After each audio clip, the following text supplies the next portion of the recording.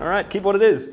Okay, so that was my shorthand for design coffee, and I have no idea what I'm doing. Oh, maybe I do, I'm not quite sure. But that feels much shorter.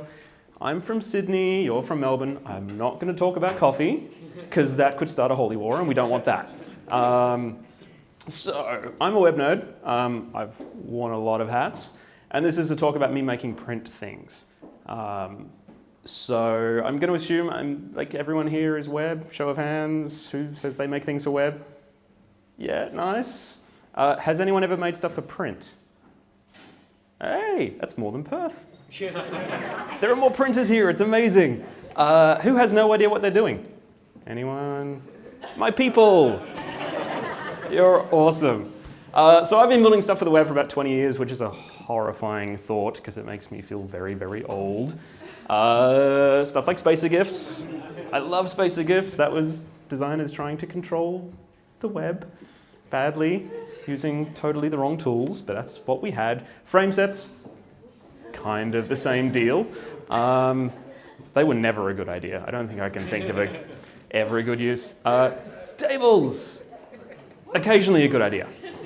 We'll debate that point later on, trust me. And CSS, which we used kind of accidentally well the first time with inline styles, and then we decided that was bad, and then we decided that was good again. So we go through cycles. I found this looking on archive.org. It's a website from Cube 7, an agency in Perth I was running in. I think this is 2001-ish. Framesets, you can't see it. They were nested because why have one?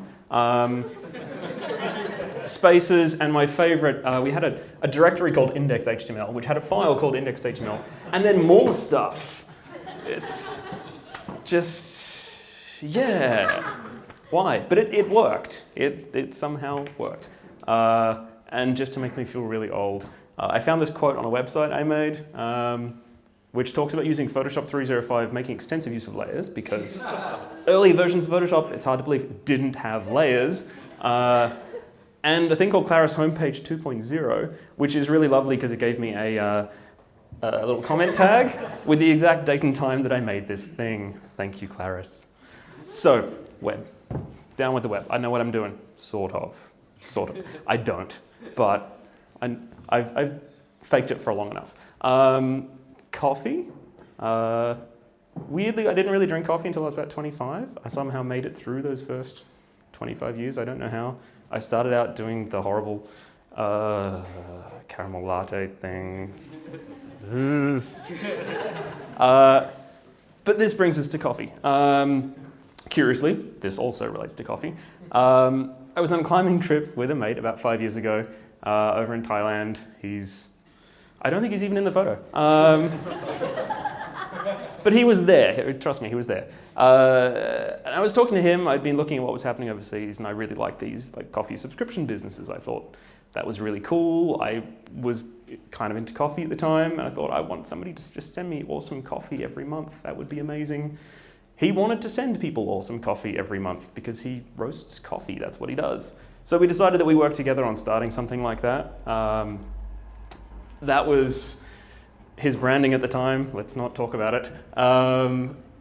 And I just sort of decided to start the company with him at that point. And that meant I kind of split my time between designing the stuff for the subscription business, but I also ended up doing all the coffee and branding stuff for the cafe. So I'll kind of flip between the cafe and the subscription as we go. But I thought, coffee subscription, that's awesome, it's a website. Totally got this. I know exactly what I'm doing here. We went off, we did a bunch of stuff. This is version 1 of the website. Logo by Color Hackett in the corner.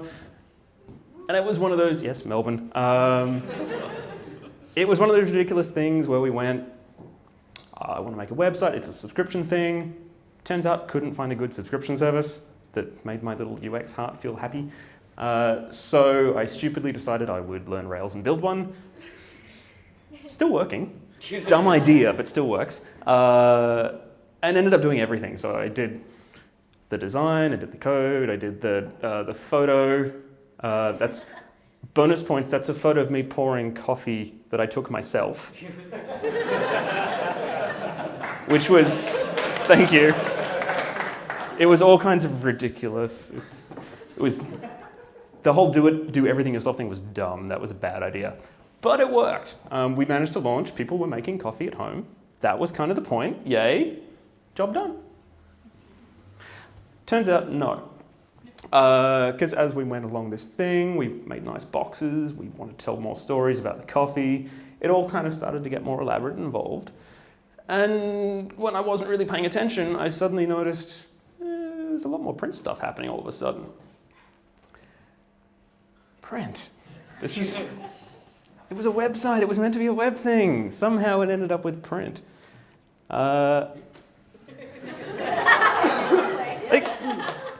Skipping the first one is probably accurate. I'm a web guy. I don't know what I'm doing with print. I kind of hate printers. Web, print. Our families don't get along. We're meant to hate each other. That's how it works. Generally feel like that. Everyone's used a printer and raged at it, yeah? Yeah. We named our printer Fergus. That's a picture of Fergus and the manual feed tray that I spend a lot of quality time with every time we do a delivery. We named it Fergus because we wanted nice alliteration when you're yelling at it on delivery days. It just feels so much nicer. But we got to this point and I thought, well, we're doing print stuff now. I need to learn all the print things. And everybody kind of assumes that designers know how to do print stuff. Like, oh, you can, like, you know, make me a business card. Make me, like, just, you know what you're doing. You're a designer. So you're like, oh, I need to learn InDesign. I need to learn Pantone, which has always been this mysterious tab that you just ignore. And it has sibling tabs. It's like coated, bleed, which is never a pleasant thing. And alignment, which is a whole, so we ended up doing stupid stuff like this. This was me trying to pick colors that work together. Bad idea. I had this genius idea where we'd have 4 colors to work together because picking one wasn't hard enough. Let's pick 4.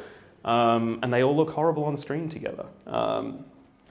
End up doing InDesign. This is InDesign. I showed this last night in Perth, and there were some print designers in the room. They corrected me on many of my statements. But I have no idea what I'm doing. It was in the blurb. You signed off. It's all good.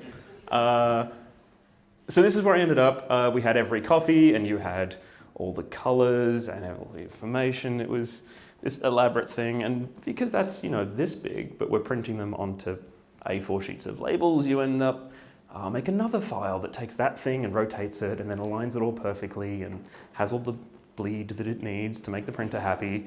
And then we would take that, save it as a PDF, put it into Dropbox, and then they would print it. It was a seamless process, like nothing could go wrong. We decided we'd write some little notes. So I used InDesign as a mail merge tool. Which is fantastic. Which brings me to my favorite thing. Which is that graphic design apps aren't always the right tools for these things. Just because it's print doesn't mean you should use them. In this case, we had this workflow thing where I wanted to have that person's name. That meant I had to, on the website, we had to save out a CSV, which you would then import. There's a mail merge thing in InDesign. You'd link that all up. You'd save it out as a PDF. You'd print it. You'd guillotine it. You'd stick it in the boxes. You'd get them all wrong. It's so much manual labor. And there's also the question for your team is, so if I wanted to offload any of that stuff, I'm the person with the Adobe license and the skills to do this. If I wanted my friend to do it, they would then have to learn Adobe and buy an Adobe license, and they just wanted to make a new coffee label. That just seems like a waste of time. But anyway, we got there. We had all these pretty colors. I didn't kill anyone in the process. So we had labels on the bags. We had these little signs in front of each one that has the price and the story of the coffee. It's all very lovely. Had a website. It had the name of the coffee, the tasting notes, all the same information. And so we got to the point where we were just repeating all this stuff everywhere. And you can see where this is going. I'm really bad at copy and paste. So I frequently ended up, let's jump back again. My favorite example was one where I had the wrong country name. Again, Carla Hackett, Melbourne. Beautiful country lettering. But somehow I didn't notice that I put Colombia on a Honduran coffee. Thankfully, the people printing in the warehouse noticed that before I did. But I thought, I'm going to pause for this. This is beautiful. It's my favorite GIF. I thought maybe there's an easy way to do this, right?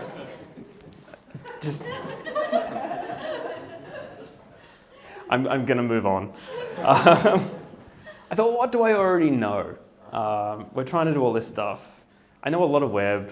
Maybe I can use the web to do this. We have print style sheets. They've been around forever. I guess, let's try it.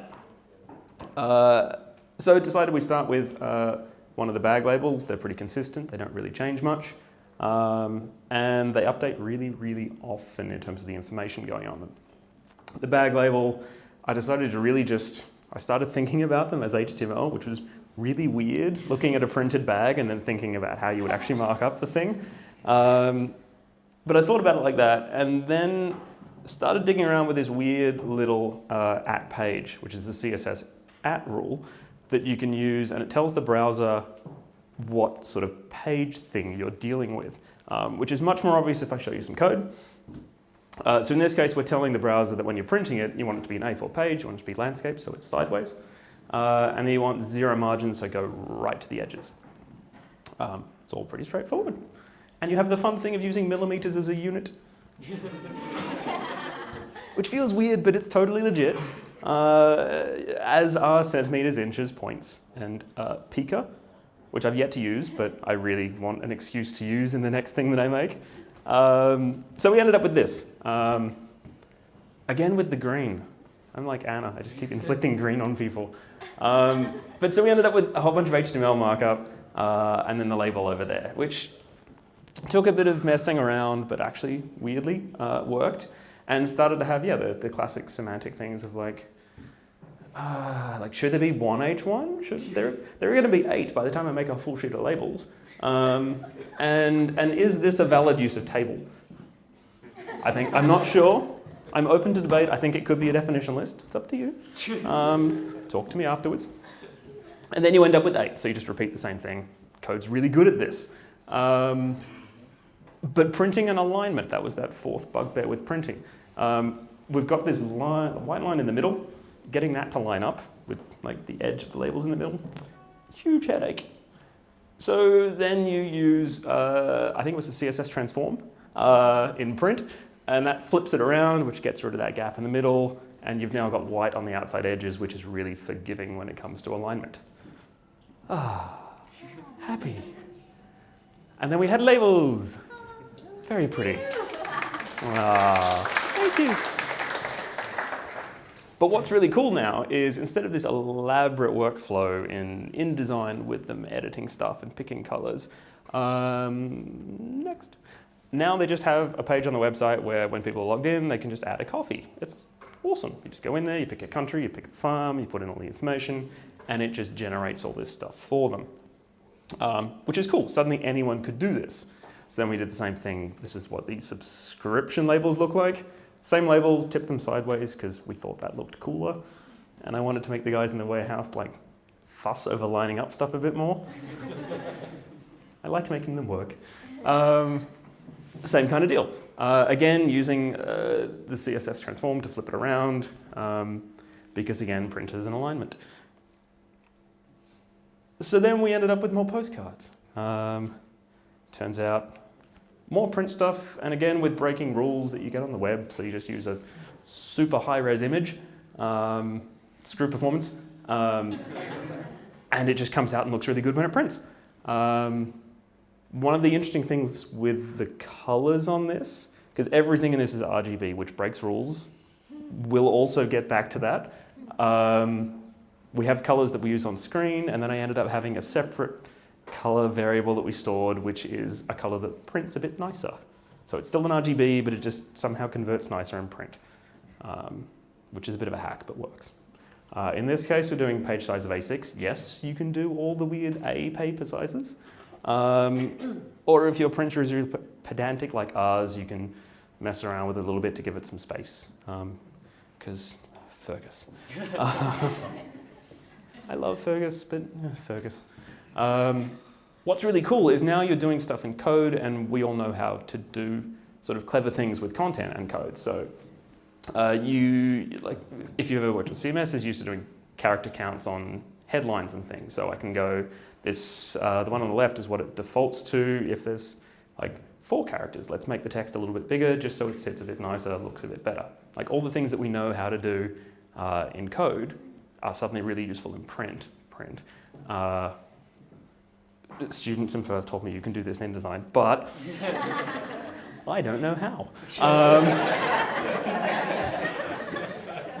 Same deal again. We do these little circular stickers to close the boxes. They're really fun. People like seeing their names. It's like a marketing trick about somebody's name is the best thing they love hearing, so why the hell not? Surprise, surprise, it's also generated by a website. Same kind of deal, trickier alignment because we're dealing with circles.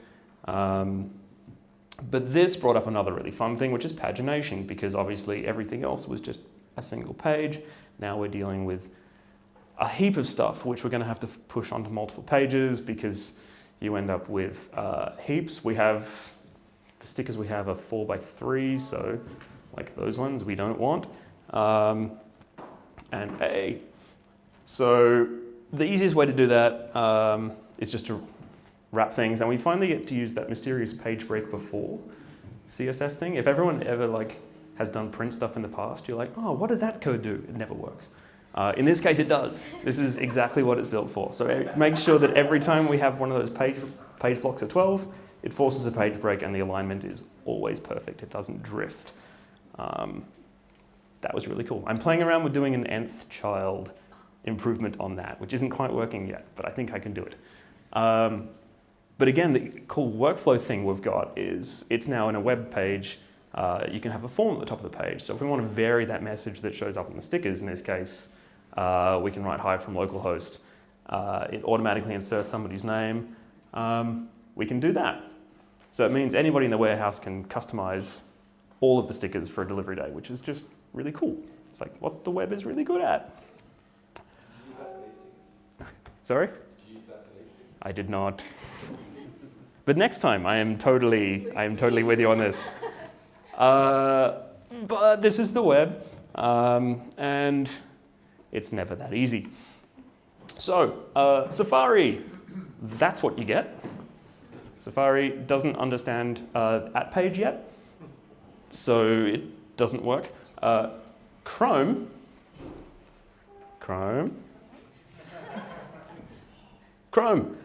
does. See, it's like page preview, it's split it there, it's fantastic. Except Chrome doesn't give you the normal system dialog, so you can't tell it to use the paper tray, which you need to do for a sticker. So we ended up with this horrible hacky thing where it sort of works, it sort of doesn't. We end up saving as PDFs and printing, but at least that's a familiar workflow for the guys in the warehouse. So we ended up with this. Chrome kind of works, Safari, Firefox, I believe, does. I'm still playing around with it, but I believe it does. And bizarrely, I haven't tested this, I think IE8 actually supports @page. Because ahead of the curve, they're amazing. If you want to look like a pro, you've also got marks, crop and cross, so it'll give you those weird little marks on the edge of the page that make you feel like a legit print designer. And you can use @page pseudos for left, right, and blank. So you can differently style your left, right pages. If it's blank, you can write little intentionally blank messages on there if you want. If you missed CMYK, this is coming in, or it's in the draft for CSS Color Module 4. Device CMYK, I'm not even going to try to explain the whole device CMYK. It's weird. That's why we got to web. They're also going to bring in this one, which is the same markup, but you can define a color profile. So in this case, this is Fergus's color profile, which I think is kind of cool. It's like we're finally grown up and we're finally listening to our parents' advice from 20 years ago. I kind of went from this thing where I had no idea what I was doing with print I learned enough about print to maybe understand that I didn't really know enough, especially after talking to people in Perth last night. But it ended up coming around to this interesting workflow where I sort of used the web to make print things in a way that I think actually ended up being more powerful than what we were trying to do with just print, because suddenly we had all these interesting workflows that just weren't possible before. And I think it's really important to remember that just because you're producing something for print doesn't mean you have to make it using all the traditional tools of print. Think about what works best for you and the sort of team that you're working with. Thanks.